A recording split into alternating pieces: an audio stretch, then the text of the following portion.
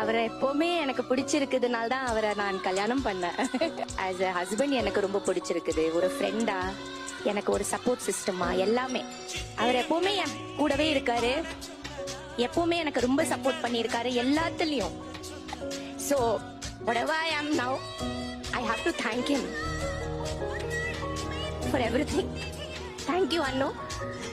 Thank you. Thank you. அழாதீங்கன்னு சொல்லாதீங்க. It is a happy tears. சொல்லல, நீங்க ஒரு வசனம் சொல்லிருக்கலாம். புருஷன் அழகா இருக்கணுங்கிறத விட எப்பவுமே புருஷ கண்ணுக்கு நாம அழகா இருக்கணுங்கிறது தான் என்னோட வேண்டுதல் அப்படின்னு காதலுடன் படத்துல ஒரு வசனம் இருக்கு. பூ கட்டிட்டே நீங்க சொன்ன வசனம் தான். எத்தனை வயசானாலும் அவர் கண்ணுக்கு நான் தான் அழகா இருக்கிற மாதிரி இருக்கணும் அப்படின்னு.